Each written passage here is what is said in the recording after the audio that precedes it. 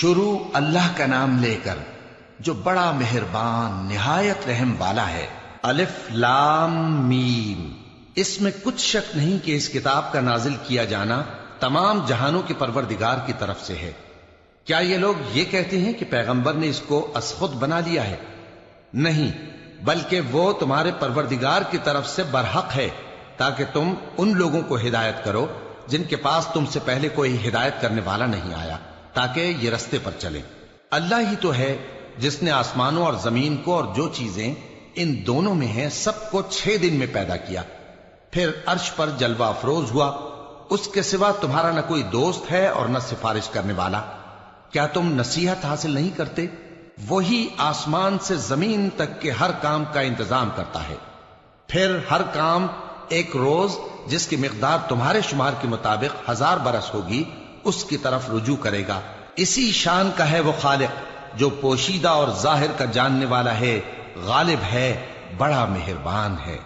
وہی جس نے ہر چیز کو بہت اچھی طرح بنایا، یعنی اس کو پیدا کیا اور انسان کی پیدائش کو مٹی سے شروع کیا، پھر اس کی نسل ایک قسم کے خلاصے سے یعنی حقیر پانی سے بنائی، پھر اس کو درست کیا، پھر اس میں اپنی طرف سے روح پھونکی اور تمہارے کان اور آنکھیں اور دل بنائے، مگر تم بہت کم شکر کرتے ہو۔ اور کہنے لگے کہ جب ہم زمین میں ملیا میٹ ہو جائیں گے تو کیا اثر نو پیدا ہوں گے؟ حقیقت یہ ہے کہ یہ لوگ اپنے پروردگار کے سامنے جانے ہی کے قائل نہیں۔ کہہ دو کہ موت کا فرشتہ جو تم پر مقرر کیا گیا ہے تمہاری روحیں قبض کر لیتا ہے، پھر تم اپنے پروردگار کی طرف لوٹائے جاؤ گے، اور تم تعجب کرو جب دیکھو کہ گناہگار اپنے پروردگار کے سامنے سر جھکائے ہوں گے اور کہیں گے کہ اے ہمارے پروردگار، ہم نے دیکھ لیا اور سن لیا، تو ہم کو دنیا میں واپس بھیج دے کہ نیک عمل کریں، بے شک ہم یقین کرنے والے ہیں۔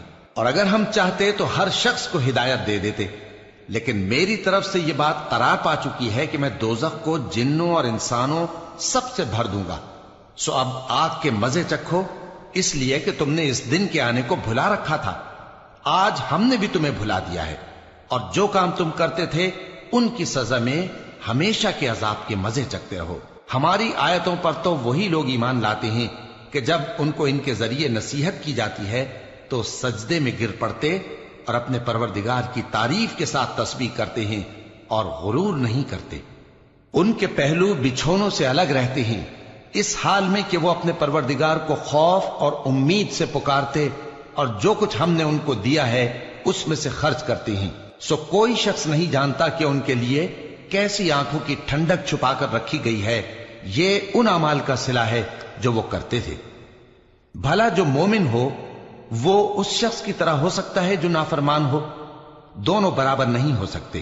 جو لوگ ایمان لائے اور نیک عمل کرتے رہے ان کے رہنے کے لیے باغ ہیں، یہ مہمانی ان کاموں کی جزا ہے جو وہ کرتے تھے، اور جنہوں نے نافرمانی کی ان کے رہنے کے لیے دوزخ ہے، جب چاہیں گے کہ اس میں سے نکل جائیں تو اس میں لوٹا دیے جائیں گے، اور ان سے کہا جائے گا کہ جس دوزخ کے عذاب کو تم جھوٹ سمجھتے تھے اس کے مزے چکھو، اور ہم ان کو قیامت کے بڑے عذاب سے پہلے دنیا کے عذاب کا بھی مزہ چکھائیں گے، شاید وہ ہماری طرف لوٹ آئیں۔ اور اس شخص سے بڑھ کر ظالم کون جس کو اس کے پروردگار کی آیتوں سے نصیحت کی جائے تو وہ ان سے منہ پھیر لے۔ ہم گناہگاروں سے ضرور بدلہ لینے والے ہیں، اور ہم نے موسیٰ کو کتاب دی تو تم ان سے ملاقات ہونے سے متعلق شک میں نہ ہونا، اور ہم نے اس کتاب کو بنی اسرائیل کے لیے ذریعہ ہدایت بنایا تھا، اور ان میں سے ہم نے پیشوا بنائے تھے جو ہمارے حکم سے ہدایت کیا کرتے تھے، جبکہ وہ صبر بھی کرتے تھے اور وہ ہماری آیتوں پر یقین رکھتے تھے۔ بلا شبہ تمہارا پروردگار ہی ان میں جن باتوں میں وہ اختلاف کرتے تھے قیامت کے روز فیصلہ کر دے گا۔ کیا ان کو اس امر سے ہدایت نہ ہوئی کہ ہم نے ان سے پہلے بہت سی امتوں کو جن کے رہنے کے مقامات میں یہ لوگ چلتے پھرتے ہیں ہلاک کر دیا؟ بے شک اس میں نشانیاں ہیں، تو یہ سنتے کیوں نہیں؟ کیا انہوں نے نہیں دیکھا کہ ہم بنجر زمین کی طرف پانی رواں کرتے ہیں، پھر اس سے کھیتی پیدا کرتے ہیں جس میں سے ان کے چوپائے بھی کھاتے ہیں اور یہ خود بھی کھاتے ہیں؟ تو یہ دیکھتے کیوں نہیں؟ اور کہتے ہیں اگر تم سچے ہو تو یہ فیصلہ کب ہوگا؟ کہہ دو کہ فیصلے کے دن کافروں کو ان کا ایمان لانا کچھ بھی فائدہ نہ دے گا اور نہ ان کو مہلت دی جائے گی، تو ان سے منہ پھیر لو اور انتظار کرو، یہ بھی انتظار کر رہے ہیں۔